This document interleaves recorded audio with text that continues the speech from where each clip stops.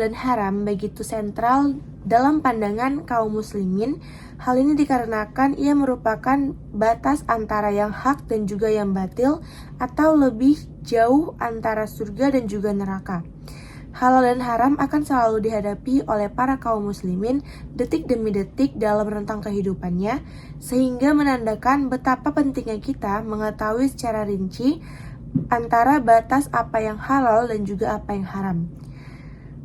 Mengetahui persoalan halal dan haram ini kelihatan mudah sepintas, tetapi kemudian menjadi sangat sukar ketika berhadapan dengan kehidupan keseharian yang kadang menjadi kabur atau sulit membedakan mana yang halal dan juga mana yang haram, atau bahkan menjadi syubhat karena tidak termasuk keduanya atau karena campuran keduanya.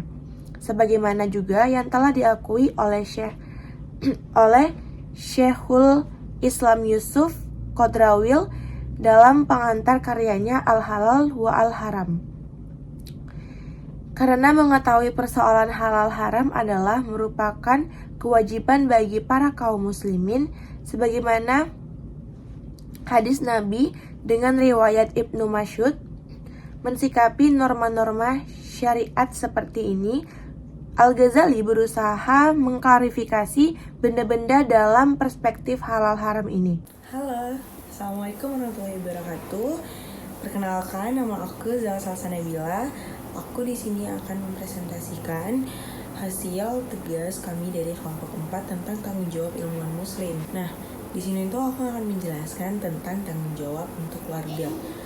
Tanggung jawab untuk keluarga itu ada banyak banget kan aspek-aspeknya, dan di sini tuh aku akan menjelasin tentang memenuhi kebutuhan keluarga dan juga membangun lingkungan islami di rumah.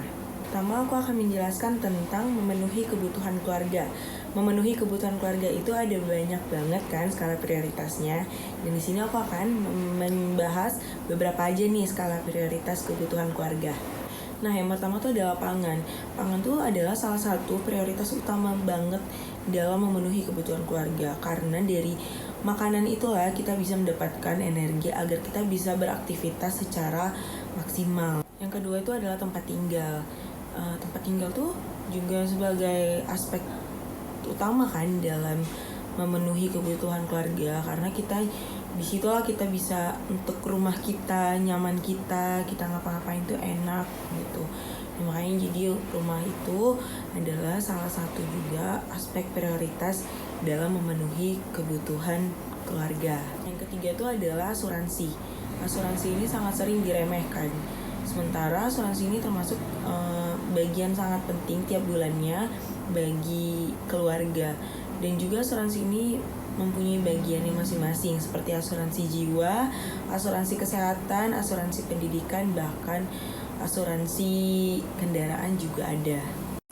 Dan yang kedua, aku akan menjelaskan tentang membangun lingkungan islami di rumah. Lingkungan di rumah adalah salah satu faktor terpenting dalam membentuk karakter seseorang. Orang tua harus membangun nilai-nilai dan moral Islam kepada anak-anak mereka. Dan juga ada beberapa tips nih untuk membangun lingkungan islami di dalam rumah atau lingkungan rumah. Nah, yang pertama tuh adalah orang tua bisa membangun perpustakaan kecil di dalam rumah, perpustakaan Islam lebih tepatnya di dalam rumah, yang isinya kayak buku-buku Islam, majalah tentang Islam, ataupun audio yang bisa didengarkan tentang sejarah Islam. Yang kedua adalah lebih mengajak atau mendorong anggota keluarga, terutama seorang anak, untuk memperkenalkan lingkungan Islam, seperti lebih mengajak sholat 5 waktu, puasa, dan juga bersedekah kepada orang yang lebih membutuhkan. Jadi mungkin itu aja yang bisa saya sampaikan. Kurang lebih mohon kata maaf dari saya. Assalamualaikum warahmatullahi wabarakatuh. Assalamualaikum warahmatullahi wabarakatuh. Nama saya Adelia Salmina. Di sini saya akan mempresentasikan tentang tanggung jawab untuk keluarga. Yang pertama, mendidik keluarga dengan ilmu dan agama. Seorang ilmuwan harus mengajarkan ilmu pengetahuan dan nilai-nilai agama kepada anggota keluarganya. Contohnya itu mengajarkan anak-anak dan anggota keluarganya tentang Islam dan pentingnya ilmu. Yang kedua, menjadi tauladan, menjadi contoh yang baik bagi keluarga dalam berperilaku dan beribadah, berusaha menunjukkan akhlak yang baik, ibadah yang rajin, dan tanggung jawab yang besar. Sekian presentasi dari saya. Wassalamualaikum warahmatullahi wabarakatuh.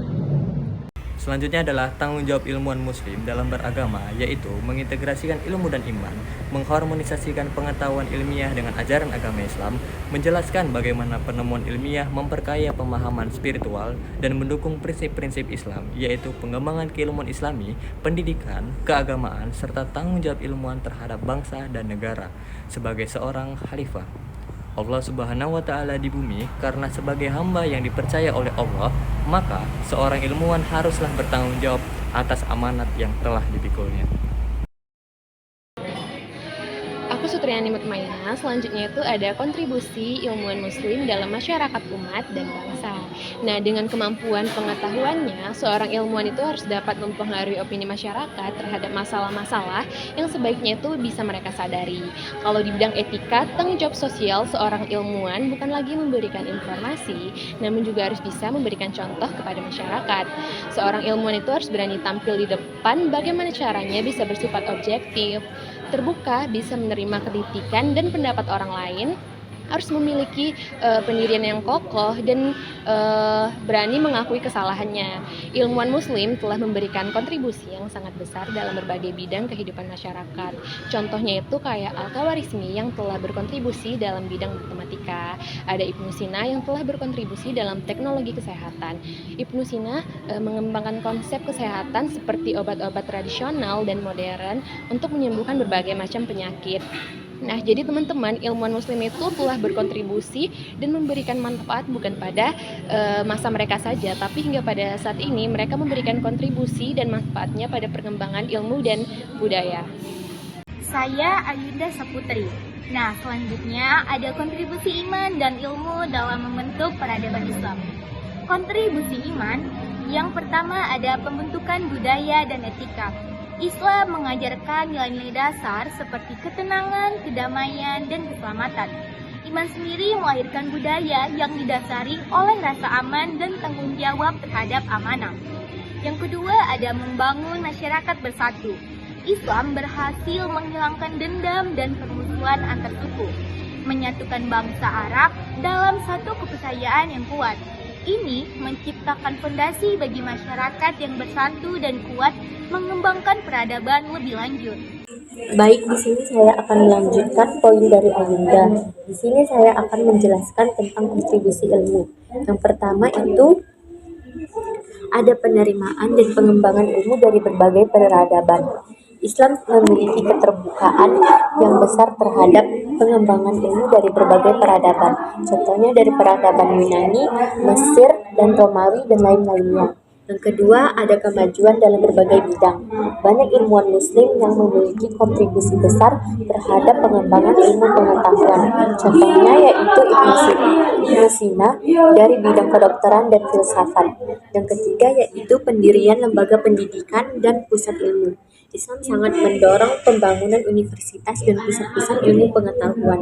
Contohnya yang paling terkenal yaitu Universitas Al-Qarawiyah yang berada di Maroko. Baik, sekian, terima kasih.